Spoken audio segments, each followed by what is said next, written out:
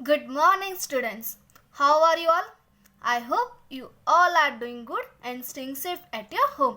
Today's topic is exercise 6.7. So, in this exercise, we will see word problems. How to solve the word problems. Okay? So, we start from here. Question C.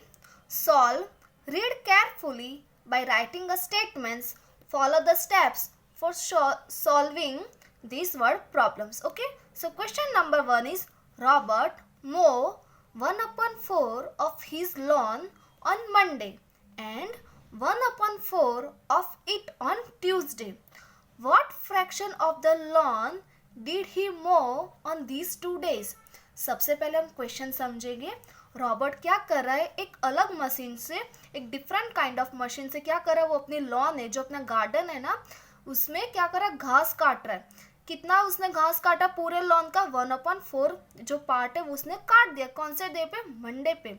बाकी का जो है उसने 1/4 कब काटा? घास काटी है. मो का मतलब होता है घास काटना. ठीक है, अलग मशीन का ये दिख रहा है आपको पिक्चर में, ये क्या है? मशीन है, उससे घास काट रहा है. तो मंडे का उसने अपने पूरे लॉन का 1/4 पार्ट जो होता है उसने काट दिया. ठीक है, घास काट दी. और दूसरा 1/4 पार्ट कब काटा? उसने ट्यूसडे को. तो टोटल कितना उसने घास काटी? टोटल 2 दिन में उसने कितना घास काटी? What fraction of the lawn did he मो ऑन दीज 2 डेज? तो हमें क्या फाइंड करना है? इन दोनों का टोटल फाइंड करना है. तभी हमें पता चलेगा कि रॉबर्ट ने मंडे और ट्यूसडे को मिला के कितनी घास काटी है, कितना हिस्सा, पूरे लॉन का कितना हिस्सा उसने मो किया है. ठीक है children. So first of all, what we have to do? We have to write the statements. Okay. So here, so Robert mow total fraction of lawn. ठीक है. Robert mow total fraction of lawn means Robert ने कितनी घास काटी है पूरे lawn की. ठीक है. तो मंडे को कितनी काटनी है? 1/4 प्लस ट्यूसडे को कितना किया उसने? 1/4. So what we have to do children? Denominator will remain the same and numerator को हम क्या करेंगे? एडिशन. तो 1 + 1 is 2. 2/4. Now what? We have to reduce in the simplest form children. So common factor 1 and 2 और 4 के common factor क्या होते हैं? 1, 2 एंड 4. अभी कॉमन क्या है? 2. राइट. सो न्यूमरेटर और डिनोमीटर में सेम नंबर के साथ हम क्या करेंगे? डिवाइड करेंगे. 2 विल कैंसल आउट एंड 2 कब होगा? 2 2s are 4. 2 cancel out. ऊपर कुछ नहीं है यानी कि 1/2. सो रॉबर्ट ने कितना हिस्सा उसने लॉन में मो किया? उसने 1/2 पार्ट. टोटल फ्रैक्शन कितना आया? 1/2. Right. So this is the answer. 1/2 is the answer. Now second question is here. सी,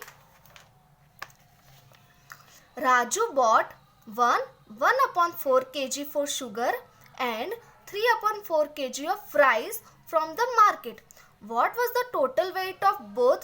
राजू ने क्या किया है चिल्ड्रन? राजू ने मार्केट में से 1/4 kg शुगर खरीदी और 3/4 kg उसने क्या खरीदा? राइस खरीदा. तो दोनों का टोटल वेट फाइंड करना है हमें. So what we have to do? If we want to find the total, we have to do addition. जब हमें किसी भी चीज का टोटल फाइंड करना होता है तब हम क्या करते हैं? एडिशन.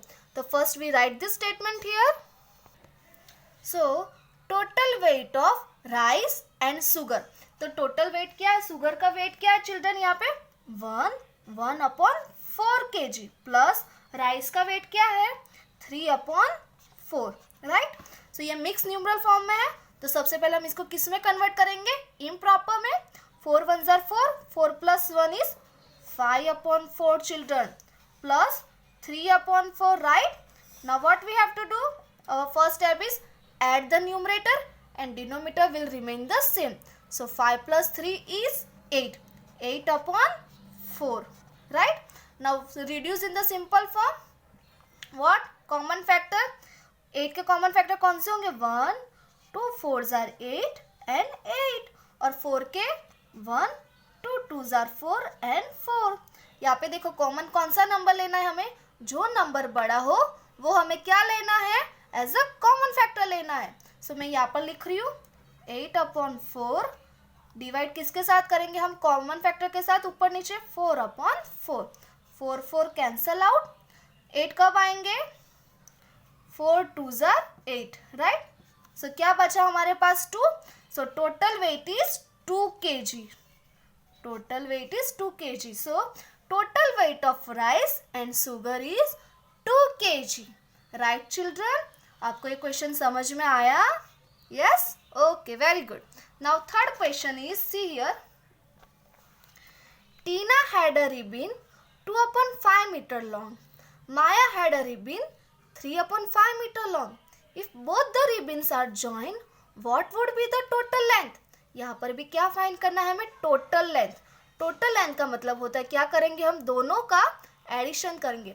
तो सबसे पहले टीना के पास रिबन है, वो कितनी लंबी है, 2/5 मीटर लॉन्ग है, मतलब 2/5 मीटर उसकी लेंथ है। माया के पास जो रिबन है वो है 3/5 मीटर लंबी। अगर हम इन दोनों रिबन को ज्वाइन कर लेंगे तो उसकी टोटल लेंथ क्या आएंगी, वो हमें फाइंड करना है। तो टोटल लेंथ फाइंड करने के लिए क्या करेंगे, जो रिबन टीना के पास है कितनी मीटर है, 2/5 मीटर लॉन्ग, प्लस जो रिबन माया के पास है कितनी है, 3/5 मीटर लॉन्ग, उन दोनों को हम क्या करेंगे, प्लस करेंगे, और जो आंसर आएगा वो हमारी क्या होगी, रिबन की total length. Okay, total length of ribbon is equals to, Maya के पास, टीना के पास कितनी रिबन है, 2/5, एंड माया के पास कितने मीटर की है, 3/5 meter long. तो same process children, add the numerator and denominator will remain the same. 2 plus 3 is 5. 5/5, 5/5 जब numerator and denominator सेम आता है तो क्या बन जाता है, whole. Whole means 1. तो answer will be 1. Okay? Answer क्या आएगा, तो टीना के पास जो रिबन है और जो माया के पास रिबन है, हम दोनों रिबन को ज्वाइन कर देते हैं तो उनकी लेंथ क्या बन जाएगी, 1 meter, right. So total length of the ribbon is equals to 1 meter. Understand children? I hope this topic is clear to you. Thanks for watching this video. Have a nice day. Bye children.